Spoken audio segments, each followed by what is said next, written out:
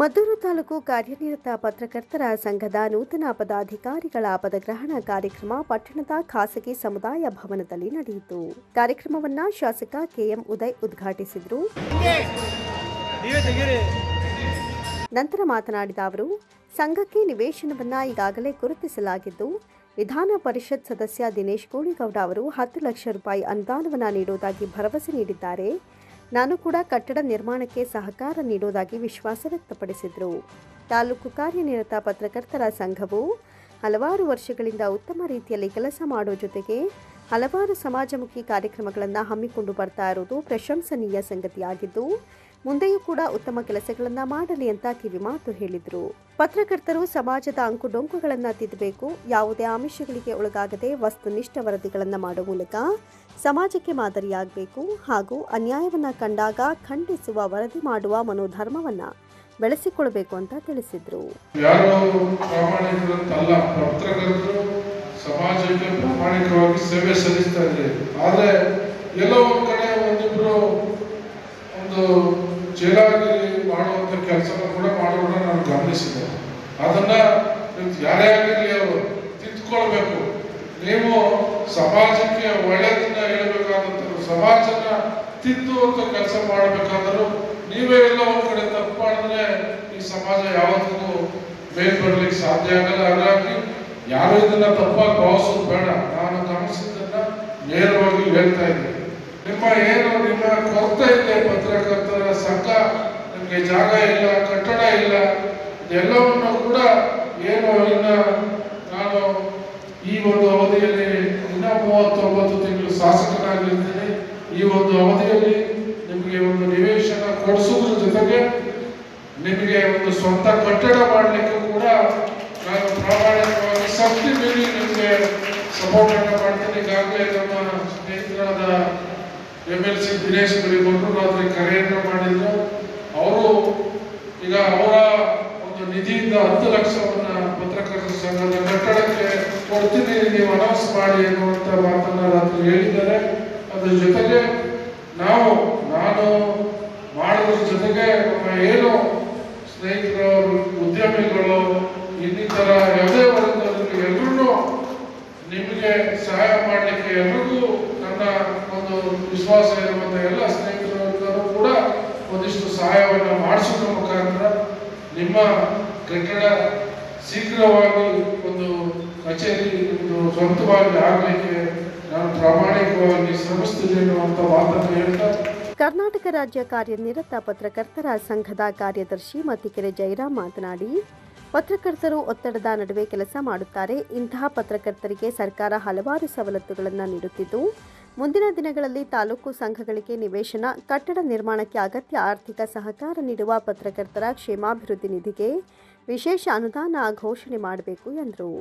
ಕರ್ನಾಟಕ ಕಾರ್ಯನಿರತ ಪತ್ರಕರ್ತರ ಸಂಘವು ನಿರಂತರವಾಗಿ ಪತ್ರಕರ್ತರ ಶ್ರೇಯೋಭಿವೃದ್ಧಿಗೆ ಶ್ರಮಿಸುತ್ತಿದ್ದು, ಹಲವಾರು ಸಮಸ್ಯೆಗಳನ್ನು ಸರ್ಕಾರದ ಗಮನಕ್ಕೆ ತಂದಿದ್ದು, ಈ ಹಿನ್ನೆಲೆಯಲ್ಲಿ ಸರ್ಕಾರ ಗ್ರಾಮಾಂತರ ಪ್ರದೇಶದ ಪತ್ರಕರ್ತರಿಗೆ ಬಸ್ ಪಾಸ್, ಆರೋಗ್ಯ ವಿಮೆ ಸೇರಿದಂತೆ ಹಲವಾರು ಸೌಲಭ್ಯಗಳನ್ನು ಸಂಘದ ಹೋರಾಟದ ಫಲವಾಗಿ ಸರ್ಕಾರ ನೀಡುತ್ತಿದೆ. ಸರ್ಕಾರದಿಂದ ಹೆಚ್ಚಿನ ಅನುಕೂಲ ಪಡೆಯಬೇಕಾದರೆ ಪತ್ರಕರ್ತರು ಒಗ್ಗಟ್ಟಾಗಿ ಕೆಲಸ ಮಾಡಬೇಕಾದ ಅನಿವಾರ್ಯತೆ ಇದೆ ಎಂದು ತಿಳಿಸಿದರು. ಎರಡು ಹೋರಾಟ ಶಕ್ತಿಗಳ ಜೊತೆಗೆ ಅವ್ರನ್ನ ನೆನೆಸಿದಂಥ ನಿಟ್ಟಿನಲ್ಲಿ ನಾವು ಕೂಡ ಅವ್ರ ಜೊತೆ ನಿಂತವರು ಆ ಕಾಲಘಟ್ಟದಲ್ಲಿ ಅವತ್ತು ಸುಮಾರು ಈ ನಮ್ಮ ಪೇಟೆ ಬೀದಿನಲ್ಲಿ ಅಲ್ಲಿ ಪತ್ರಕರ್ತರ ಸಂಘನ ಗೋಪಾಲ್ ಶ್ರೀವತ್ಸ ಅವರಿರ್ಬೋದು, ಅರ್ಜುನ್ಪುರಿ ಅಪ್ಪಾಜಿಗೌಡರು ಇರ್ಬೋದು, ಸೀತಾರಾಮ್ ಅವರಿರ್ಬೋದು, ಇವರೆಲ್ಲ ಸೇರಿ ಒಂದು ಪ್ರಾರಂಭ ಮಾಡುವಂಥ ಪ್ರಯತ್ನ ಪಟ್ಟರು. ಆದರೆ ಅದು ಪ್ರಾರಂಭ ಆಗಿರಲಿಲ್ಲ. ನಂತರ 2000ನೇ ಇಸ್ವಿಯ ತರುವಾಯ ಇಲ್ಲಿ ಒಂದು ಸಂಘ ರಚನಾತ್ಮಕವಾದಂಥ ಕಾರ್ಯಕ್ರಮಗಳಲ್ಲಿ ತೊಡಗಿತು.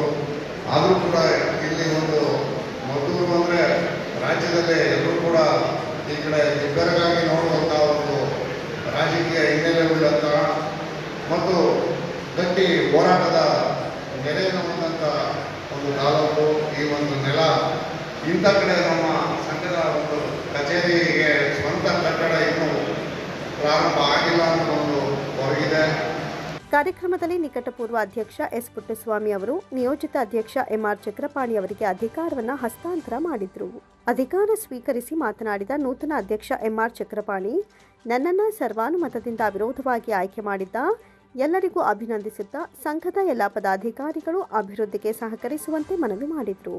ವೇದಿಕೆ ಮೇಲಿರುವ ಗಣ್ಯರು ಮುಂಭಾಗದಲ್ಲಿ ಸರ್ವಾನುಮತದಿಂದ ಅವಿರೋಧವಾಗಿ ಆಯ್ಕೆ ಮಾಡಿದ್ದೀರಾ, ಅದಕ್ಕೆ ಚ್ಯುತಿ ಬರದ ಹಾಗೆ ಸಂಘದ ಅಭಿವೃದ್ಧಿಗೆ ಹೆಚ್ಚು ಒತ್ತಡ ಕೊಡ್ತೇನೆ. ಈ ಒಂದು ಅಭಿವೃದ್ಧಿ ವಿಚಾರದಲ್ಲಿ ಎಲ್ಲ ಪದಾಧಿಕಾರಿಗಳು, ಎಲ್ಲ ಸದಸ್ಯರು ಕೈ ಜೋಡಿಸಿ ಸಂಘದ ಅಭಿವೃದ್ಧಿಗೆ ಹೆಚ್ಚು ಒತ್ತು ಕೊಡಬೇಕು. ಮುಖ್ಯವಾಗಿ ಶಾಸಕರಲ್ಲಿ ನಮ್ಮ ಹಲವು ದಿನಗಳ ಮನವಿ ಇದೆ, ನಮಗೊಂದು ನಿವೇಶನವನ್ನು ಕೊಡಬೇಕಾಗಿ ಈ ವೇದಿಕೆಯಲ್ಲಿ ನಮಗೆ ಮನವಿಯನ್ನು ಮಾಡಿಕೊಳ್ತೇವೆ. ಒಂದು ನಿವೇಶನವನ್ನು ಕೊಟ್ಟರೆ ನಮ್ಮ ಸಂಘದ ಎಲ್ಲ ಕಾರ್ಯವೈಖರಿಗಳಿಗೆ ತುಂಬ ಅನುಕೂಲವಾಗುತ್ತದೆ. ಹೀಗಾಗಿ ನಾನು ಅವರಲ್ಲಿ ಇದೊಂದು ಮನವಿ ಮಾಡುತ್ತೇನೆ. ಇದೇ ಸಂದರ್ಭದಲ್ಲಿ ಪ್ರಧಾನ ಕಾರ್ಯದರ್ಶಿಯಾಗಿ ಎಂಪಿ ವೆಂಕಟೇಶ್, ಉಪಾಧ್ಯಕ್ಷರಾಗಿ ಸಿ ಹರೀಶ್, ಖಜಾಂಚಿಯಾಗಿ ಅಂಬರಹಳ್ಳಿ ಸ್ವಾಮಿ, ಸಹ ಕಾರ್ಯದರ್ಶಿಯಾಗಿ ಕೆಎಸ್ ಮಧು ಅಧಿಕಾರ ಸ್ವೀಕಾರ ಮಾಡಿದರು. ಕಾರ್ಯಕ್ರಮದಲ್ಲಿ ಕರ್ನಾಟಕ ರಾಜ್ಯ ಕಾರ್ಯನಿರತ ಪತ್ರಕರ್ತರ ಸಂಘದ ಕಾರ್ಯದರ್ಶಿ ಸೋಮಶೇಖರ್, ರಾಜ್ಯ ಸಮಿತಿ ಸದಸ್ಯ ಸಿಎನ್ ಮಂಜುನಾಥ್, ರಾಷ್ಟ್ರೀಯ ಮಂಡಳಿ ಸದಸ್ಯ ಜೆಎಂ ಬಾಲಕೃಷ್ಣ, ಜಿಲ್ಲಾ ಕಾರ್ಯನಿರತ ಪತ್ರಕರ್ತರ ಸಂಘದ ಅಧ್ಯಕ್ಷ ಕೆಎನ್ ನವೀನ್ ಕುಮಾರ್, ಜಿಲ್ಲಾ ಸಂಘದ ಪ್ರಧಾನ ಕಾರ್ಯದರ್ಶಿ ಆನಂದ್, ಉಪಾಧ್ಯಕ್ಷ ರವಿ ಸಾವಂದಿಪುರ, ಖಜಾಂಚಿ ನಂಜುಂಡಸ್ವಾಮಿ, ನಿರ್ದೇಶಕರಾದ ಶಿವನಂಜಯ್ಯ, ಅಣ್ಣೂರು ಸತೀಶ್, ಪುರಸಭಾ ಅಧ್ಯಕ್ಷೆ ಕೋಕಿಲಾ ಅರುಣ್, ಉಪಾಧ್ಯಕ್ಷ ಟಿಆರ್ ಪ್ರಸನ್ನಕುಮಾರ್, ಮನ್ಮೂಲ್ ನಿರ್ದೇಶಕ ಎಸ್ಪಿ ಸ್ವಾಮಿ, ಪತ್ರಕರ್ತರಾದ HG. Ravikumar, SK Sundarraj, MR Ashokakumar, P Nandish, BS Prabhu, LD Nagaraju, US Shivakumar, Mahadevu, ST Krishna, Chamanahalli Manju, BS Sunil, AR Anand, Nagamma ಇತರರು ಹಾಜರಿದ್ದರು. ಬಿಜೆಪಿ ನೇತೃತ್ವದ ಕೇಂದ್ರ ಸರ್ಕಾರದ ಕರ್ನಾಟಕ ವಿರೋಧಿ ಧೋರಣೆಯನ್ನ ಖಂಡಿಸಿ ಡಿ ದೇವರಾಜ ಅರಸು ಹಿಂದುಳಿದ ವರ್ಗಗಳ ವೇದಿಕೆ ಮಂಡ್ಯದಲ್ಲಿ ಪ್ರತಿಭಟನೆ ನಡೆಸಿದರು.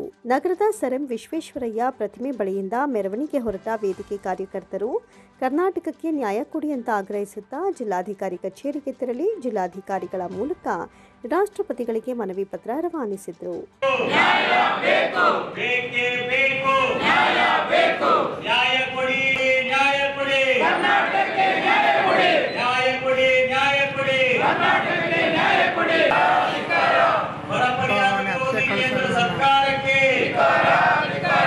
ನೆಲ, ಜಲ, ಭಾಷೆ, ಸಂಸ್ಕೃತಿ ವಿಚಾರದಲ್ಲಿ ಕರ್ನಾಟಕ ರಾಜ್ಯಕ್ಕೆ ನಿರಂತರ ಅನ್ಯಾಯವಾಗ್ತಾ ಇದೆ. ಕಳೆದ 1 ದಶಕದಿಂದ ಬಿಜೆಪಿ ನೇತೃತ್ವದ ಸರ್ಕಾರ ದೇಶದಲ್ಲಿ ಅಸ್ತಿತ್ವಕ್ಕೆ ಬಂದ ನಂತರ ರಾಜ್ಯಕ್ಕೆ ನ್ಯಾಯವೇ ಸಿಗದಂತಾಗಿದೆ. ಕರ್ನಾಟಕದಿಂದ ಬಿಜೆಪಿ ಜೆಡಿಎಸ್ ಮೈತ್ರಿಕೂಟದ ಸಂಸದರೇ ಹೆಚ್ಚಿನ ಸಂಖ್ಯೆಯಲ್ಲಿ ಆಯ್ಕೆಯಾಗಿದ್ದರೂ ಅನುದಾನ, ಅಧಿಕಾರ, ಅಭಿವೃದ್ಧಿ ಮತ್ತು ಆದ್ಯತೆ ವಿಚಾರದಲ್ಲಿ ಕರ್ನಾಟಕಕ್ಕೆ ದ್ರೋಹ ಆಗ್ತಾ ಇರುವುದು ದುರಂತವಾಗಿದ್ದು ಒಕ್ಕೂಟ ವ್ಯವಸ್ಥೆಗೆ ಕಳಂಕ ತರುವ ಕೃತ್ಯವಾಗಿದೆ ಅಂತ ಆಕ್ರೋಶ ವ್ಯಕ್ತಪಡಿಸಿದರು.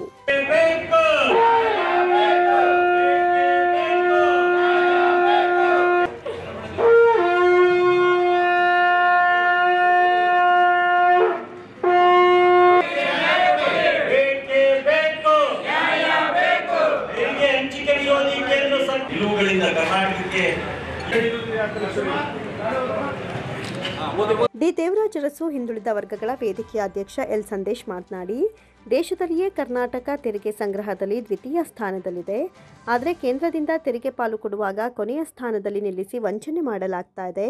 ರಾಜ್ಯದಲ್ಲಿ ಬರ ಪರಿಸ್ಥಿತಿ ಎದುರಾದ ಸಂದರ್ಭದಲ್ಲಿ ತಿಂಗಳುಗಟ್ಟಲೆ ಅಲೆದ್ರೂ ಪರಿಹಾರ ನೀಡದೆ ಅಮಾನವೀಯವಾಗಿ ವರ್ತಿಸಿದ ಕೇಂದ್ರ ಸರ್ಕಾರದಿಂದ ನ್ಯಾಯಾಲಯದ ಮೂಲಕ ಪರಿಹಾರ ಪಡೆದುಕೊಳ್ಳುವ ಸ್ಥಿತಿ ನಿರ್ಮಾಣವಾಗಿದೆ. ಪ್ರಧಾನಿ ಕೈ ಹಿಡಿದು ಬರೆಸೋದಾಗಿ ಭರವಸೆ ಕೊಟ್ಟವರು ಇದೀಗ ಉಲ್ಟಾ ಹೊಡೆದಿದ್ದಾರೆ. ಕಾವೇರಿ ವಿವಾದದ ಪರಿಹಾರದ ಭರವಸೆ ಆಗಿರುವ ಮೇಕೆದಾಟು ಯೋಜನೆ ನಿರ್ಮಾಣಕ್ಕೆ ಅಡ್ಡಿಪಡಿಸುತ್ತಿರುವ ಕೇಂದ್ರದ ಧೋರಣೆ ಅಕ್ಷಮ್ಯವಾಗಿದೆ ಎಂದರು. ಪ್ರಸಕ್ತ ಸಾಲಿನ ಬಜೆಟ್ನಲ್ಲಿಯೂ ಚುನಾವಣೋತ್ತರದಲ್ಲಿದ್ದ ದೆಹಲಿ, ಬಿಹಾರಗಳನ್ನು ಹೊತ್ತಿ ಮೆರೆಸಲಾಯಿತು. ಆದರೆ ಕರ್ನಾಟಕಕ್ಕೆ ಕನಿಷ್ಠ ಆದ್ಯತೆಯೂ ಸಿಗಲಿಲ್ಲ. ಯಾವುದೇ ವಿಶೇಷ ಅನುದಾನ ನೀಡಲಿಲ್ಲ. ಉತ್ತರ ರಾಜ್ಯಗಳ ಉದ್ಧಾರದ ಉತ್ಸಾಹದಲ್ಲಿ ಸಾವಿರಾರು ಕೋಟಿಯನ್ನು ಅಲ್ಲಿಗೆ ಸುರಿದು ದಕ್ಷಿಣ ರಾಜ್ಯಗಳನ್ನು ಕಡೆಗಣಿಸಿದ್ದು, ಇದರಲ್ಲಿ ಕರ್ನಾಟಕವೂ ಸಹ ಕಡೆಗಣಿಸಲ್ಪಟ್ಟಿದೆ ಅಂತ ಹೇಳಿದರು. ಕೇಂದ್ರ ಸರ್ಕಾರ ಸರಣಿಯಾಗಿ ಕರ್ನಾಟಕದ ಮೇಲೆ ದಬ್ಬಾಳಿಕೆ ನಡೆಸುತ್ತಿದ್ದು, ಆದರೂ ಸಹ ಒಕ್ಕೂಟ ವ್ಯವಸ್ಥೆ ಮತ್ತು ಸಂವಿಧಾನದ ಮೇಲಿನ ನಂಬಿಕೆಯಿಂದ ಎಲ್ಲವನ್ನ ಸಹಿಸಿಕೊಳ್ತಾ ಇದೆ. ಇದು ರಾಜ್ಯ ಸರ್ಕಾರದ ದೌರ್ಬಲ್ಯವಲ್ಲ ಎಂಬುದನ್ನು ಮನಗಂಡು ರಾಷ್ಟ್ರಪತಿ ಮಧ್ಯ ಪ್ರವೇಶಿಸಿ ಕರ್ನಾಟಕಕ್ಕೆ ಆಗ್ತಾ ಇರುವ ಅನ್ಯಾಯವನ್ನು ತಪ್ಪಿಸಿ ನ್ಯಾಯ ಕೊಡಿಸಬೇಕು ಅಂತ ಆಗ್ರಹಿಸಿದರು. ಕರ್ನಾಟಕದ ನೆಲ, ಜಲ, ಭಾಷೆ, ಸಂಸ್ಕೃತಿ ವಿಚಾರದಲ್ಲಿ ಕರ್ನಾಟಕಕ್ಕೆ ನೂರಾರು ವರ್ಷಗಳಿಂದ, ಹತ್ತಾರು ವರ್ಷಗಳಿಂದ ಅನ್ಯಾಯ ಆಗ್ತಲೇ ಇದೆ. ಆದರೆ ಕಳೆದ 10.5 ವರ್ಷದಿಂದ ಆಗಿರುವಷ್ಟು ಅನ್ಯಾಯ ಸುಮಾರು 100 ವರ್ಷಗಳಿಗಾಗುವಷ್ಟು ಸಮಾನವಾದಂಥ ಅನ್ಯಾಯವನ್ನ ಈಗಿರ್ತಕ್ಕಂಥ ಕೇಂದ್ರ ಸರ್ಕಾರ ಮಾಡಿದೆ. ಸೊ ಇದನ್ನ ನಾವು ಎಲ್ಲರೂ ಒಕ್ಕೊರಲಿಂದ ಖಂಡಿಸಬೇಕಾಗಿದೆ. ಇವತ್ತು ತೆರಿಗೆ ಕಟ್ಟುವಂತ ವಿಚಾರದಲ್ಲಿ ಇಡೀ ದೇಶದಲ್ಲೇ ಕರ್ನಾಟಕ ನಂಬರ್ 2. ಆದರೆ ನಾವು ನಮ್ಮ ತೆರಿಗೆ ಪಾಲನ್ನ ಪಡ್ಕೊಳ್ಳುವಂತ ವಿಚಾರದಲ್ಲಿ ಕರ್ನಾಟಕ ಕಡೆ ಸ್ಥಾನದಲ್ಲಿದೆ. ಕೇಂದ್ರ ಸರ್ಕಾರ ಕರ್ನಾಟಕವನ್ನ ಅಭಿವೃದ್ಧಿಪಡಿಸುವ ವಿಚಾರದಲ್ಲಿ ಸಂಪೂರ್ಣವಾಗಿ ಕರ್ನಾಟಕಕ್ಕೆ ಅನ್ಯಾಯ ಮಾಡ್ತಾ ಇರೋದ್ರಿಂದ ನಾವು ಎಚ್ಚೆತ್ತುಕೋಬೇಕಾಗಿದೆ. ಕರ್ನಾಟಕದಿಂದಲೇ ಬಿಜೆಪಿಗೆ ಹೆಚ್ಚು ಜನ ಸಂಸದರು ಆಯ್ಕೆಯಾಗಿದ್ದಾರೆ. ಆದರೆ ಕರ್ನಾಟಕದ ಪರವಾಗಿ ದನಿ ಎತ್ತಿದೆ. ಅವರೆಲ್ಲ ಹೈಕಮಾಂಡ್ನ ದಾಸರಾಗಿರ್ತಕ್ಕಂಥದ್ದು ಈ ನಾಡಿನ ದೊಡ್ಡ ದುರಂತ ಅಂತಕ್ಕಂಥದ್ದನ್ನ ನಾವು ಮನಗಾಣಬೇಕಾಗಿದೆ.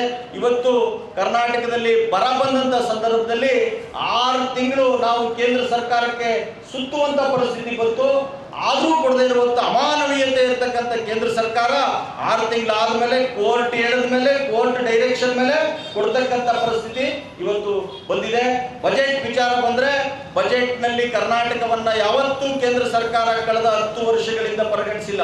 ಕರ್ನಾಟಕವನ್ನ ಮಲತಾಯಿ ಧೋರಣೆಯಾಗಿ ಕಾಣ್ತಾ ಇದೆ. ಬಿಜೆಪಿ ಸರ್ಕಾರನೇ ಹಿಂದೆ ಇದ್ದಂತ ಸಂದರ್ಭದಲ್ಲಿ ಕೂಡ ಕರ್ನಾಟಕಕ್ಕೆ ವಿಶೇಷವಾದಂತ ಮಾನ್ಯತೆಯನ್ನ ಕೊಟ್ಟಿರ್ತಾ ಇರ್ತಕ್ಕಂಥದ್ದು ಬಹಳ ದೊಡ್ಡ ದುರಂತವಾಗಿದೆ. ಜೊತೆಗೆ ಇವತ್ತು IT ಇರ್ಬೋದು, ED ಇರ್ಬೋದು, ಮತ್ತೊಂದಿರ್ಬೋದು, ಇವೆಲ್ಲವೂ ಕೂಡ ಕರ್ನಾಟಕದ ಜನಸಾಮಾನ್ಯರ ಮಧ್ಯೆ ಇಟ್ಕೊಂಡು ಇಲ್ಲಿಯ ರಾಜಕೀಯ ವ್ಯವಸ್ಥೆಯನ್ನು ಹಾಳು ಮಾಡೋದಕ್ಕಿದೆ ಹೊರತು ಭ್ರಷ್ಟಾಚಾರ ನಿರ್ಮೂಲನೆ ಮಾಡಲಿಕ್ಕೆ ಇಲ್ಲ. ವಿಶೇಷವಾಗಿ ನಮ್ಮ ರಾಜ್ಯಪಾಲರು, ಗೌರವಾನ್ವಿತ ರಾಜ್ಯಪಾಲರು ಕರ್ನಾಟಕ ಸರ್ಕಾರ ಏನು ಜನರಿಂದ ಆಯ್ಕೆ ಆಗಿರ್ತಕ್ಕಂಥ ಕರ್ನಾಟಕ ಸರ್ಕಾರದ ಬಗ್ಗೆ ತಿರಸ್ಕಾರ ಭಾವನೆಯನ್ನ, ಒಂದು ರೀತಿಯ ಅಸಹನೆಯ ಭಾವನೆಯನ್ನ ಹೊಂದಿದ್ದು ಇವತ್ತಿನ ಮೈಕ್ರೋ ಫೈನಾನ್ಸ್ಗೆ ಸುಗ್ರೀವಾಜ್ಞೆಗೆ ಸಹಿ ಹಾಕೋದು ಕೂಡ ಇಂದು ಮುಂದೆ ನೋಡುವಂತ ಸ್ಥಿತಿನಲ್ಲಿದ್ದಾರೆ. ಇವರು ಯಾರ ಡೈರೆಕ್ಷನ್ ಮೇಲೆ ಕೆಲಸ ಮಾಡ್ತಾ ಇದ್ದಾರೆ, ಇವರಿಗೆ ನಿರ್ದೇಶನ ಕೊಡ್ತಾ ಇರ್ತಕ್ಕಂಥವ್ರು ಯಾರು ಅನ್ನುವಂಥದ್ದನ್ನ ನಾವೆಲ್ಲ ಅರ್ಥ ಮಾಡ್ಕೋಬೇಕಾಗಿದೆ. ಇವತ್ತು ಹಿಂದಿ ಏರಿಕೆ ಇಡೀ ರಾಜ್ಯದ ಕನ್ನಡದ ಭಾಷೆಯನ್ನ ನಾಶ ಮಾಡುವಂತ ಪ್ರಕ್ರಿಯೆ ಆಗಿದೆ. 2000 ವರ್ಷಗಳ ಇತಿಹಾಸ ಇರ್ತಕ್ಕಂಥ ಕರ್ನಾಟಕದ ಕನ್ನಡಕ್ಕೆ ಹಿಂದಿ ಏರಿಕೆ ಎನ್ನುವಂಥದ್ದು ಕತ್ತಿಸುವಂತ ಕೆಲಸವನ್ನ ಮಾಡ್ತಾ ಇದೆ. ಪ್ರತಿಭಟನೆಯಲ್ಲಿ ವೇದಿಕೆಯ ಪ್ರಧಾನ ಕಾರ್ಯದರ್ಶಿ M Krishna, N Doddaiah, Siddashetty, Veenashankar, MG Kantharaju, Mariyappa, Borappa, Karave HD Jayaramu, Karnataka ಸಮ ಸಮಾಜದ ನರಸಿಂಹಮೂರ್ತಿ ಹಾಜರಿದ್ದರು. ಗ್ರಾಮ ಆಡಳಿತ ಅಧಿಕಾರಿಗಳಿಗೆ ಮೂಲಭೂತ ಸೌಲಭ್ಯಗಳು ಮತ್ತು ಸೇವಾ ಸೌಲಭ್ಯಗಳನ್ನು ಒದಗಿಸುವಂತೆ ಒತ್ತಾಯಿಸಿ ಮಂಡ್ಯದಲ್ಲಿ ಗ್ರಾಮ ಆಡಳಿತ ಅಧಿಕಾರಿಗಳು ಕಪ್ಪು ಬಟ್ಟೆ ಧರಿಸುವ ಮೂಲಕ ಅನಿರ್ದಿಷ್ಟಾವಧಿ ಪ್ರತಿಭಟನೆ ಮಂಡ್ಯ ನಗರದ ತಾಲೂಕು ಕಚೇರಿ ಆವರಣದಲ್ಲಿ 3 ದಿನವೂ ಮುಂದುವರೆದಿದೆ. ಕೇಂದ್ರ ಸಂಘ ವತಿಯಿಂದ ಗ್ರಾಮ ಆಡಳಿತ ಅಧಿಕಾರಿಗಳ 2ನೇ ಹಂತದ ಅನಿರ್ದಿಷ್ಟಾವಧಿ ಮುಷ್ಕರ 3ನೇ ದಿನವೂ ಮುಂದುವರೆದಿದ್ದು, ಇಂದು ಪ್ರಗತಿಪರ ಸಂಘಟನೆ ಹಾಗೂ ದಲಿತ ಸಂಘರ್ಷ ಸಮಿತಿ ಬೆಂಬಲ ಸೂಚಿಸಿದರು. ಗ್ರಾಮ ಆಡಳಿತ ಅಧಿಕಾರಿಗಳ ಕೇಂದ್ರ ಸಂಘದ ಜಿಲ್ಲಾ ಪ್ರಧಾನ ಕಾರ್ಯದರ್ಶಿ ಗುಣಶೇಖರ್ ಮಾತನಾಡಿ, ಗ್ರಾಮಗಳಲ್ಲಿ ಕಚೇರಿಯ ವ್ಯವಸ್ಥೆ ಜೊತೆ ಕೆಲಸದ ಒತ್ತಡ ಸಹ ಅಧಿಕವಾಗಿದ್ದು, ಸರ್ಕಾರ ಇದನ್ನು ಗಮನಿಸಿ ನಮ್ಮ ಬೇಡಿಕೆಗಳನ್ನು ಬೇಗ ಈಡೇರಿಸಲಿ. ಈಗಾಗಲೇ ಮೊದಲು ಸಹ ಮೂಲಭೂತ ಸೌಲಭ್ಯಗಳನ್ನು ನೀಡುವಂತೆ ಪ್ರತಿಭಟನೆ ನಡೆಸಿದ್ವು. ಸರ್ಕಾರ ಬೇಡಿಕೆಯನ್ನು ಈಡೇರಿಸದೇ ಇದ್ದ ಕಾರಣ ಈಗ 2 ಹಂತದ ಅನಿರ್ದಿಷ್ಟಾವಧಿ ಮುಷ್ಕರ ನಡೆಸಲಾಗ್ತಾ ಇದೆ. ಈ ಬಾರಿ ಸರ್ಕಾರ ನಮ್ಮ ಬೇಡಿಕೆಗಳನ್ನು ಈಡೇರಿಸಬೇಕು ಅಂತ ಒತ್ತಾಯಿಸಿದರು.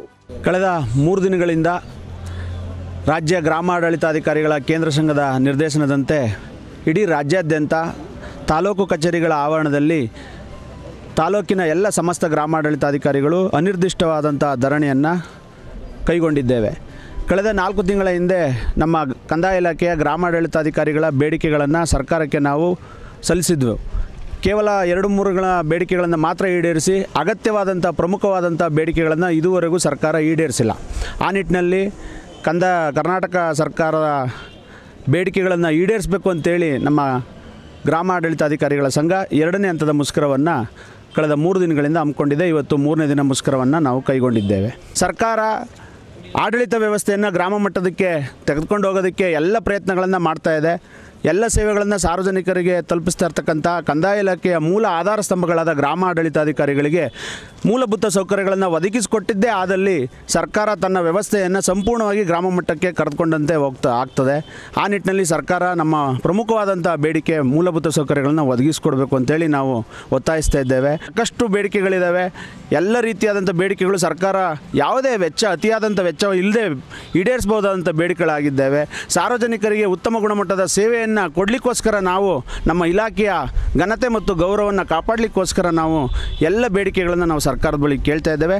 ಸರ್ಕಾರ ಈ ಬೇಡಿಕೆಗಳನ್ನು ಈಡೇರಿಸಿದ್ದೇ ಆದಲ್ಲಿ ಸಾರ್ವಜನಿಕ ವಲಯದಲ್ಲಿ ಉತ್ತಮವಾದಂಥ ಒಂದು ಹೆಸರನ್ನು ಪಡೆದುಕೊಳ್ಳೋದ್ರಲ್ಲಿ ಯಾವುದೇ ಸಂಶಯವಿಲ್ಲ. ಸಂಪೂರ್ಣವಾಗಿ ಸರ್ಕಾರ ತನ್ನ ವ್ಯವಸ್ಥೆಯನ್ನು ಗ್ರಾಮ ಮಟ್ಟಕ್ಕೆ ಕರೆದುಕೊಂಡೋದಂತೆ ಆಗ್ತದೆ. ಆ ನಿಟ್ಟಿನಲ್ಲಿ ಸರ್ಕಾರ ಯೋಚನೆ ಮಾಡಿ ನಮ್ಮೆಲ್ಲ ಬೇಡಿಕೆಗಳನ್ನು ಈಡೇರಿಸಬೇಕು ಅಂತೇಳಿ ನಾವು ಒತ್ತಾಯಿಸ್ತಾ ಇದ್ದೇವೆ. ಪ್ರತಿಭಟನೆಯಲ್ಲಿ ಗ್ರಾಮ ಆಡಳಿತಾಧಿಕಾರಿಗಳ ಕೇಂದ್ರ ಸಂಘದ ಜಿಲ್ಲಾ ಅಧ್ಯಕ್ಷ ಕುಮಾರ್, ಉಪಾಧ್ಯಕ್ಷ ಸಿದ್ದಪ್ಪ, ಮಧುರಾಣಿ, ಚರಣ್, ಇಂದ್ರಾಣಿ, ಕೃಷ್ಣೇಗೌಡ, ಮಾನಸ ಸೇರಿದಂತೆ ಗ್ರಾಮ ಆಡಳಿತಾಧಿಕಾರಿಗಳು ಭಾಗವಹಿಸಿದ್ರು. ಸ್ವಾಭಿಮಾನಿ ಸ್ವಾವಲಂಬಿ ನವ ಕರ್ನಾಟಕ ನಿರ್ಮಾಣಕ್ಕಾಗಿ ಜನತಾ ಪ್ರಣಾಳಿಕೆಯ ಬಿಡುಗಡೆ ಕಾರ್ಯಕ್ರಮವನ್ನು ಫೆಬ್ರವರಿ 14ರಂದು ಬೆಳಗ್ಗೆ 11 ಗಂಟೆಗೆ ನಗರದ ಜಿಲ್ಲಾ ಕಾರ್ಯನಿರತ ಪತ್ರಕರ್ತರ ಸಂಘದ ಆವರಣದಲ್ಲಿ ಹಮ್ಮಿಕೊಳ್ಳಲಾಗಿದೆ ಅಂತ ಅಖಿಲ ಭಾರತ ಬಹುಜನ ಸಮಾಜ ಪಾರ್ಟಿಯ ಜಿಲ್ಲಾಧ್ಯಕ್ಷ ಅನಿಲ್ ಕುಮಾರ್ ತಿಳಿಸಿದರು. ಸುದ್ದಿಗೋಷ್ಠಿಯಲ್ಲಿ ಮಾತನಾಡಿದ ಅವರು, ರಾಜ್ಯವನ್ನಾಳಿದ ರಾಷ್ಟ್ರೀಯ ಪಕ್ಷಗಳಾದ ಕಾಂಗ್ರೆಸ್, ಬಿಜೆಪಿ ಪಕ್ಷಗಳು ಇಲ್ಲಿಯವರೆಗೆ ಯಾವುದೇ ಸಮಸ್ಯೆಗಳನ್ನು ಬಗೆಹರಿಸುವುದಕ್ಕೆ ವಿಫಲವಾಗಿದ್ದು, ಸದರಿ ಪಕ್ಷಗಳು ತಂದ ನೀತಿಗಳು ಬಹುಸಂಖ್ಯಾತ ಜನಗಳ ಹಿತಕ್ಕೆ ವಿರುದ್ಧವಾಗಿರುವುದು ವೈಫಲ್ಯತೆಗೆ ಕಾರಣವಾಗಿದೆ ಎಂದರು. ಆದ್ದರಿಂದ ರೈತ, ದಲಿತ, ಕನ್ನಡ ಭಾಷಾ, ಕಾರ್ಮಿಕ, ಮಹಿಳಾ ಮತ್ತು ವಿದ್ಯಾರ್ಥಿ, ಯುವಜನ ಚಳವಳಿಗಳು ರೂಪಿಸಿರುವ ಪ್ರಾದೇಶಿಕ ರಾಜಕೀಯ ಪಕ್ಷದ ಮುನ್ನೋಟವುಳ್ಳ ಪ್ರಣಾಳಿಕೆಯನ್ನು ಹೊರತರಲಾಗ್ತಾ ಇದ್ದು, ಸದರಿ ಪ್ರಣಾಳಿಕೆ ಜನರ ಮುಂದಿಟ್ಟು ಜನತಾ ಅಭಿಪ್ರಾಯವನ್ನು ಸಂಗ್ರಹಿಸಲು ಸದರಿ ಕಾರ್ಯಕ್ರಮ ಆಯೋಜಿಸಲಾಗಿದೆ ಅಂತ ಹೇಳಿದರು. ಸ್ವಾಭಿಮಾನಿ ಸ್ವಾವಲಂಬನಿ ನವ ಕರ್ನಾಟಕ ನಿರ್ಮಾಣಕ್ಕಾಗಿ ರೈತ ಚಳವಳಿ, ದಲಿತ ಚಳವಳಿ, ಕನ್ನಡ ಭಾಷಾ ಚಳವಳಿ, ಕಾರ್ಮಿಕ ಚಳವಳಿ, ಮಹಿಳಾ ಮತ್ತು ವಿದ್ಯಾರ್ಥಿ ಯುವಜನರ ಚಳವಳಿಗಳು ರೂಪಿಸಿರುವ ಪ್ರಾದೇಶಿಕ ರಾಜಕೀಯ ಪಕ್ಷದ ಮುನ್ನೋಟವುಳ್ಳ ಜನತಾ ಪ್ರಣಾಳಿಕೆಯ ಬಿಡುಗಡೆ ಕಾರ್ಯಕ್ರಮ.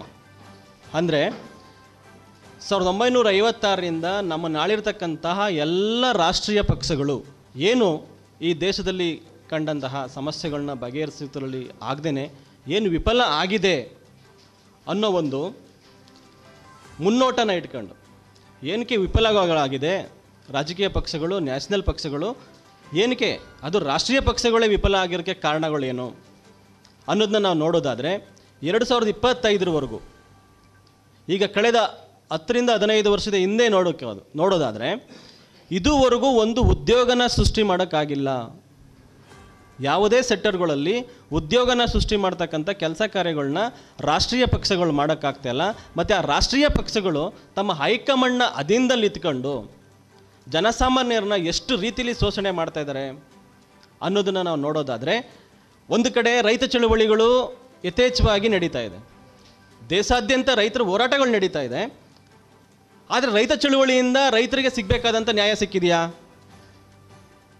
ಚಳುವಳಿಗಳಿಂದ ನಮಗೆ ನ್ಯಾಯ ಸಿಕ್ಕಿದೆ ಅಂದರೆ ಅದು ಸಾಧ್ಯ ಆಗಿಲ್ಲ. ಎಷ್ಟೇ ರಾಷ್ಟ್ರೀಯ ಪಕ್ಷಗಳು ಬಂದರೂ ಮತ್ತಷ್ಟು ಚಳುವಳಿಗಳನ್ನ ರೂಪಿಸ್ಕೊಂಡು ನಮ್ಮ ಹಕ್ಕುಗಳನ್ನ ಪಡ್ಕೊಳ್ತಕ್ಕಂಥದ್ದೇ ನಡೀತಾ ಇರತಕ್ಕಂಥ ಸಂದರ್ಭದಲ್ಲಿ ಈ ಎಲ್ಲ ಚಳುವಳಿಗಳು ಅಂದರೆ ರೈತರು ಒಂದು ಕಡೆ ನಿಂತ್ಕೊಂಡು ಹೋರಾಟ ನಡೆಸ್ತಾ ಇದ್ದಾರೆ, ದಲಿತರು ಒಂದು ಕಡೆ ನಿಂತ್ಕೊಂಡು ಚಳುವಳಿ ನಡೆಸ್ತಾ ಇದ್ದಾರೆ, ಕನ್ನಡಕ್ಕಾಗಿ ಕರ್ನಾಟಕದಲ್ಲಿ ಭಾಷಾ ಚಳುವಳಿ ನಡೀತಾ ಇದೆ. ಅದೇ ರೀತಿ ಕಾರ್ಮಿಕರು ಸುಧಾ ಕಾರ್ಮಿಕ ವಲಯಗಳಲ್ಲಿ ತಮ್ಮ ಹಕ್ಕುಗಳನ್ನು ಪ್ರತಿಪಾದಿಸ್ಕೊಳ್ಳೋಕ್ಕೆ ಕಾರ್ಮಿಕರು ಸುಧಾ ಚಳುವಳಿನ ರೂಪಿಸ್ತಾ ಇದ್ದಾರೆ. ಅದು ಸಾಲದು ಅಂತ ಮಹಿಳಾ ಮತ್ತು ವಿದ್ಯಾರ್ಥಿ ಯುವಜನರು ಒಂದು ಚಳುವಳಿಗಳನ್ನ ಕಟ್ಟಿಕೊಂಡು ಒಂದೊಂದು ಭಾಗವಾಗಿ ಹೋರಾಟನ ರೂಪಿಸ್ತಾ ಇದ್ದಾರೆ ಮತ್ತು ಚಳುವಳಿ ಮುಖಾಂತರ ತಮ್ಮ ಹಕ್ಕುಗಳನ್ನ ಪಡ್ಕೊಳ್ತಾ ಇದ್ದಾರೆ.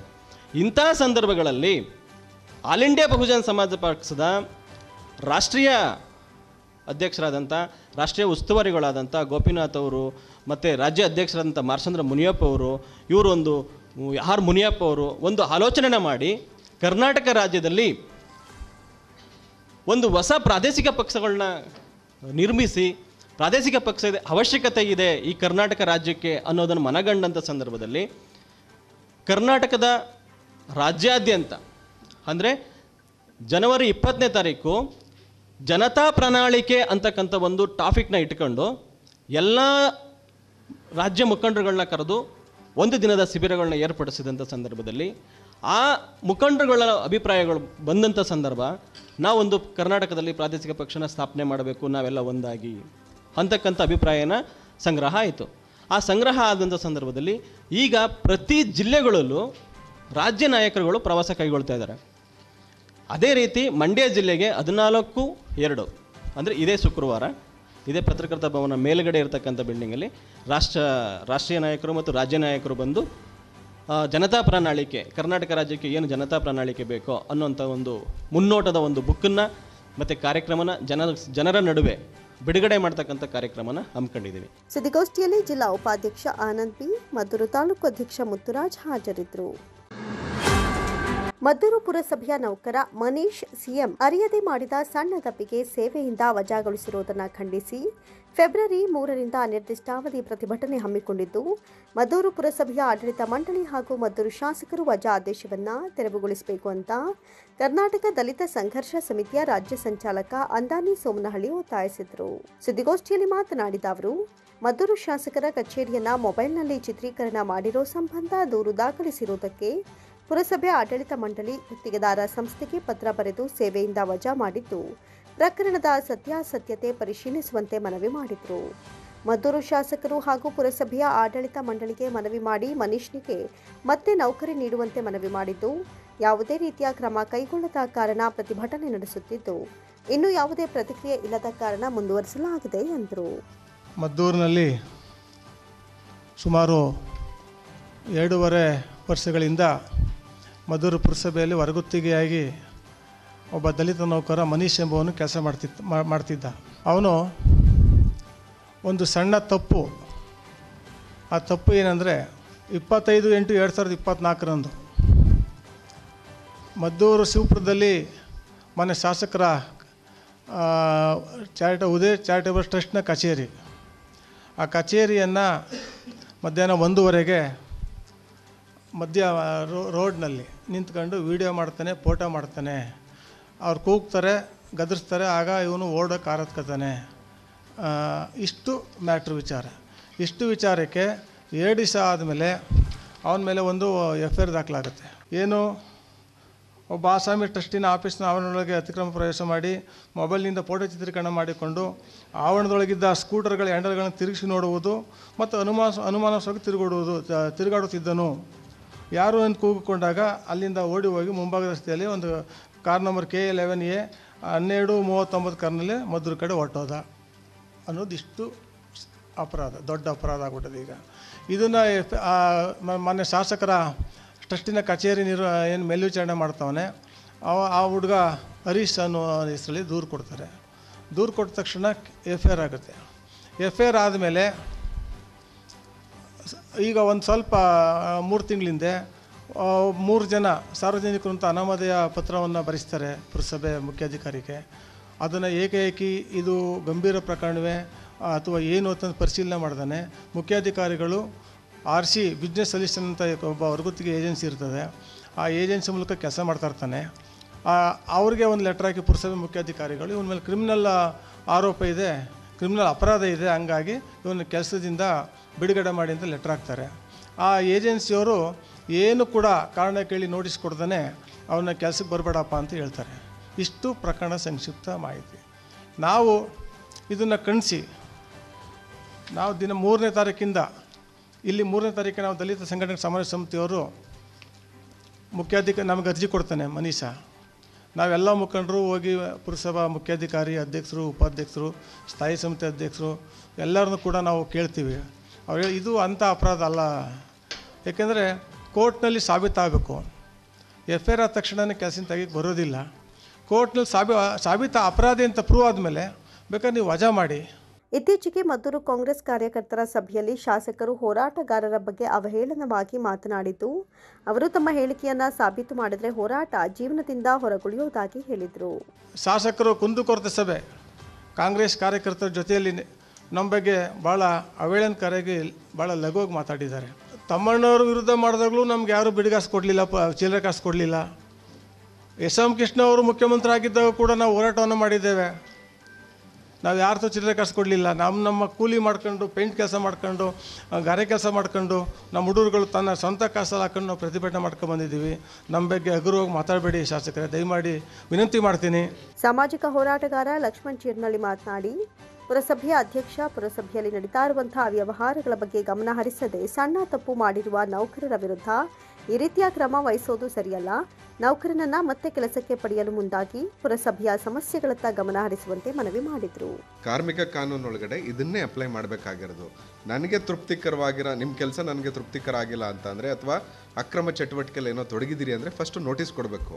ಆ ನೋಟಿಸ್ಗೆ ಉತ್ತರ ಕೊಡಲಿಲ್ಲ ಅಂತಂದರೆ, ಅಥವಾ ಆ ನೋಟಿಸ್ಗೆ ಕೊಟ್ಟ ಉತ್ತರ ಸಮಂಜಸವಾಗಿಲ್ಲ ಅಂದರೆ, ಕಾನೂನು ವ್ಯಾಪ್ತಿಗೆ ಒಳಪಡೋದಿಲ್ಲ ಅಂತಂದರೆ ನಿಮ್ಮನ್ನು ವಜಾ ಮಾಡ್ತಿದ್ದೀವಿ ಅನ್ನೋ ಲೆಟರ್ ಕೊಟ್ಟು ಕ್ಲೋಸ್ ಮಾಡೋದು. ಸುದ್ದಿಗೋಷ್ಠಿಯಲ್ಲಿ ಎಂವಿ ಕೃಷ್ಣ, ಮೂರ್ತಿ ಚಿಕ್ಕರಸಿನಕೆರೆ, ಉಮೇಶ್, ಶಿವು ಹಾಜರಿದ್ದರು. ಗ್ರಾಮೀಣ ಪ್ರದೇಶದಲ್ಲಿ ಶಿಕ್ಷಣ ಪಡೆಯುತ್ತಿರುವ ಮಕ್ಕಳು ನಗರ ಪ್ರದೇಶದ ಮಕ್ಕಳಂತೆ ಮುಂದೆ ಬಂದು ಅತ್ಯುನ್ನತ ಹುದ್ದೆಗಳನ್ನು ಅಲಂಕರಿಸುವ ಮೂಲಕ ತಾವು ಹುಟ್ಟಿ ಬೆಳೆದ ಗ್ರಾಮಕ್ಕೆ, ಶಾಲೆಗೆ, ಪೋಷಕರಿಗೆ ಕೀರ್ತಿ ತರಬೇಕು ಅಂತ ಸಂಗೀತ ನಿರ್ದೇಶಕ, ಹಾಸ್ಯ ನಟ ಡಾಕ್ಟರ್ ಸಾಧು ಕೋಕಿಲ ತಿಳಿಸಿದರು. ತಾಲೂಕಿನ ಬೆಸಗರಹಳ್ಳಿ ಗ್ರಾಮದ ಮಾನಸ ಎಜುಕೇಷನ್ ಟ್ರಸ್ಟ್ ವತಿಯಿಂದ ಆಯೋಜಿಸಿದ್ದ ಮಾನಸೋತ್ಸವ ಶಾಲಾ ವಾರ್ಷಿಕೋತ್ಸವ ಹಾಗೂ ಸ್ವಾತಂತ್ರ್ಯ ಹೋರಾಟಗಾರ ಡಿ ಕರಡಿಗೌಡ ಕಲಾ ಕೌಸ್ತುಭ ಪ್ರಶಸ್ತಿಯನ್ನು ಸ್ವೀಕರಿಸಿ ಅವರು ಮಾತನಾಡಿದರು. ಸಿನಿಮಾ, ಪೊಲೀಸ್, ಸಮಾಜ ಸೇವೆ, IAS, IPS ನಂತಹ ಉನ್ನತ ಹುದ್ದೆಗಳನ್ನು ಅಲಂಕರಿಸುವುದರ ಮೂಲಕ ಎಲ್ಲ ಕ್ಷೇತ್ರಗಳಲ್ಲೂ ಗ್ರಾಮೀಣದ ಮಕ್ಕಳೇ ಮುಂಚೂಣಿ ಸ್ಥಾನವನ್ನು ಅಲಂಕರಿಸಬೇಕೆಂದು ಕಿವಿಮಾತು ಹೇಳಿದರು. ಸ್ಕೂಲಿಂದ ಬಂದು ನಮಗೆ ತೊಂದರೆ ಮಾಡ್ತಾರೆ ಅಂತೇಳಿ ಎಲ್ಲ ತಾಯಿ ತಂದೆಗಳು ಏನು ಮಾಡ್ತಾರೆ, ಆ ಮೊಬೈಲ್ ಏನಿದೆ ಅದೇನೇ ಆಟ ಆಡ್ತಾ ಅಂದ್ಬಿಡ್ತಾರೆ. ಈ ಕಡೆ ಅಮ್ಮ ಒಂದು ಕಡೆ, ಈ ಕಡೆ ಅಪ್ಪ ಈ ಕಡೆ, ಆ ಮಗು ಹಿಂಗೆ. ಯಾರು ಪ್ರೀತಿ, ಅನುಬಂಧ, ಸಂಬಂಧಗಳೆಲ್ಲ ಹೊರೋಗ್ಬಿಟ್ಟಿದೆ. ಅದು ಸಿಟಿಯಲ್ಲಿ ಜಾಸ್ತಿ. ಹಳ್ಳಿಗಳ ಕಡೆ ಇದ್ದು ಮಕ್ಕಳು ತಾಯಿ ತಂದೆ ಬಂಧು ಬಳಗ ಹಬ್ಬ ರುಚಿನ ಆ ಥರ ಎಲ್ಲ ಸಂಬಂಧಗಳನ್ನ ದಯವಿಟ್ಟು ಈ ಮೊಬೈಲಿಂದ ಮಕ್ಕಳನ್ನ ಒಂಚೂರು ಆಚೆ ಹೇಳಿ. ಯಾರು ತಾಯಿ ತಂದೆ ಯಾರೇ ಇರಲಿ ಅಲ್ವಾ? ಸೂಪರ್ ಆಗಿದೆ. ನಮಗೆಲ್ಲ ಓದ್ಬೇಕಾದ್ರೆ ಕಷ್ಟ, ನಿಮಗೆಲ್ಲ ಎಲ್ಲ ಕ್ಯಾರಿಯರ್ ಊಟ ಕೊಡ್ತಾರೆ. ನಮಗೆ ಸ್ಕೂಲಲ್ಲಿ ಊಟ ಇರಲಿಲ್ಲ. ಮಧ್ಯಾಹ್ನ ಊಟಕ್ಕೆ ಬ್ರೇಕ್ ಆದಾಗ ಹೊರಗಡೆ ಬಂದರೆ ಹೇಳ್ಬಿಡ್ತೀನಿ, ಸ್ವಲ್ಪ ಸರಿಯಾದ ಬೆಲ್ಲ ಆಗುವ ಟೈಮಿಗೆ ನಾವು ಆಚೆ ಬರ್ತಿದ್ವಿ. ಮೇಲೆ ಹದ್ದುಗಳು ಓಡಾಡೋದು ಯಾಕೆ? ಊಟಕ್ಕೆ. ಅವರು ಊಟ ಇಲ್ಲದೆ ಊಟ ಕೊಡ್ತಾ ಇರಲಿಲ್ಲ. ಆ ಚಪಾತಿ ಏನು ತುಪ್ಪ ಹಾಕಿ ತರ್ತಾ ಇದ್ರಲ್ಲ ಅದನ್ನೆಲ್ಲ ಹದ್ದುಗಳಿಗೆ ಎಸೆಯೋದು. ವಿಧಾನ ಪರಿಷತ್ ಸದಸ್ಯ ಮಾಜಿ ಸಭಾಪತಿ ಪುಟ್ಟಣ್ಣ ಮಾತನಾಡಿ, ಪ್ರಾಥಮಿಕ ಹಂತದಲ್ಲೇ ಮಕ್ಕಳನ್ನ ತಿದ್ದಿ ತೀಡಿ ಸುಸಂಸ್ಕೃತಿ ವ್ಯಕ್ತಿಗಳನ್ನಾಗಿ ರೂಪಿಸುತ್ತಿರುವ ಶಿಕ್ಷಕರ ಕಾರ್ಯ ಅಪಾರವಾಗಿದ್ದು, ಪೋಷಕರಿಗೆ ಇರುವಷ್ಟೇ ಜವಾಬ್ದಾರಿ ಶಿಕ್ಷಕರ ಮೇಲಿದ್ದು ವ್ಯಕ್ತಿತ್ವ ಮತ್ತು ಜವಾಬ್ದಾರಿಯನ್ನ ಕಲ್ಪಿಸಿಕೊಟ್ಟು ಉತ್ತಮ ನಾಗರಿಕರನ್ನಾಗಿ ಮಾಡಬೇಕು ಎಂದರು. ಸನ್ಮಾನ್ಯ ಜಗದೀಶ್ ಅವರು ಈ ಒಂದು ಪ್ರಶಸ್ತಿಯನ್ನು ಸ್ಥಾಪನೆ ಮಾಡಿ ಈ ಒಂದು ವಿವಿಧ ರಂಗಗಳಲ್ಲಿ ಸಾಧನೆಯನ್ನು ಮಾಡ್ತಾ ಇರ್ತಕ್ಕಂಥ ಗಣ್ಯರನ್ನು ಗುರುತಿಸಿ ಈ ಒಂದು ಪ್ರಶಸ್ತಿಯನ್ನು ಕೊಡ್ತಾ ಬಂದಿದ್ದಾರೆ. ನಾನು ಸನ್ಮಾನ್ಯ ಸ್ನೇಹಿತರಾದಂಥ ಜಗದೀಶ್ ಅವರು ಕೂಡ ಹೃತ್ಪೂರ್ವಕವಾದ ಅಭಿನಂದನೆಗಳನ್ನು ಸಲ್ಲಿಸ್ತೇನೆ. ಇವತ್ತಿನ ಬಹಳಷ್ಟು ಜನ ವಿದ್ಯಾರ್ಥಿಗಳಿಗೆ ಹೆಚ್ಚಿನ ಅಂಕಗಳನ್ನು ಮಾಡಿ ಸಾಧನೆಯನ್ನು ಮಾಡುವಂಥವರೆಲ್ಲರೂ ಕೂಡ ಪ್ರೋತ್ಸಾಹ ಧನವಾಗಿ ಅವರೆಲ್ಲರೂ ಕೂಡ ಈ ಏನು ಕ್ಯಾಶ್ ಪ್ರೈಸು ಮತ್ತು ಇತರ ಪ್ರಶಸ್ತಿಗಳನ್ನು ಕೊಟ್ಟು ಅವರನ್ನು ಕೂಡ ಗೌರವಿಸಿ ಅವರಿಗೆ ಉತ್ತೇಜನವನ್ನು ಕೊಟ್ಟು. ಸಾಹಿತಿ ವಿಮರ್ಶಕ ಡಾಕ್ಟರ್ ನರಳ್ಳಿ ಬಾಲಸುಬ್ರಹ್ಮಣ್ಯಂ ಅವರಿಗೆ ಸ್ವಾತಂತ್ರ್ಯ ಹೋರಾಟಗಾರ ಡಿ ಕರಡಿಗೌಡ ಸಾಹಿತ್ಯ ವಿಮರ್ಶಕ ರತ್ನ ಪ್ರಶಸ್ತಿ ಹಾಗೂ ಸಂಗೀತ ನಿರ್ದೇಶಕ ಹಾಸ್ಯ ಕಲಾವಿದ ಸಾಧು ಕೋಕಿಲ ಅವರಿಗೆ ಡಿ ಕರಡಿಗೌಡ ಕಲಾ ಕೌಸ್ತುಭ ಪ್ರಶಸ್ತಿಯನ್ನು ನೀಡಿ ಗೌರವಿಸಲಾಯಿತು.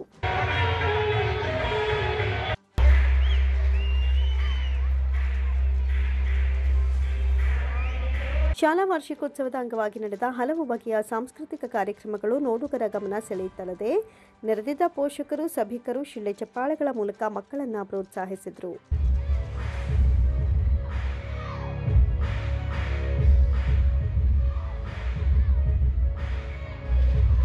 ಈ ವೇಳೆ ಶಾಸಕ ಕೆಎಂ ಉದಯ್, ಶಾಸಕ ಕೆ ವಿವೇಕಾನಂದ, ರಾಜ್ಯ ವಕೀಲರ ಪರಿಷತ್ನ ಸದಸ್ಯ ಬಸವರಾಜು, ಮಾನಸ ಎಜುಕೇಷನ್ ಟ್ರಸ್ಟ್ ಅಧ್ಯಕ್ಷ ವಿಕೆ ಜಗದೀಶ್, ಕಾರ್ಯದರ್ಶಿ ನಾಗರಾಜು, ಪದಾಧಿಕಾರಿಗಳಾದ ವಿಕೆ ಸನತ್ ಕುಮಾರ್, ಶೈಕ್ಷಣಿಕ ಸಲಹೆಗಾರ ಎಚ್ಪಿ ನಿಂಗರಾಜು, ಪ್ರಾಂಶುಪಾಲರಾದ ಪಿಸಿ ಪ್ರವೀಣ್ ಕುಮಾರ್, ಕೆ ಮಮತಾ, ಮುಖ್ಯ ಶಿಕ್ಷಕರಾದ ಕಲಾವತಿ, ಪಲ್ಲವಿ, ಶರತ್, ಬಸವರಾಜು, ಬಿವೈ ರಮೇಶ್ ಹಾಗೂ ಇತರರು ಹಾಜರಿದ್ದರು.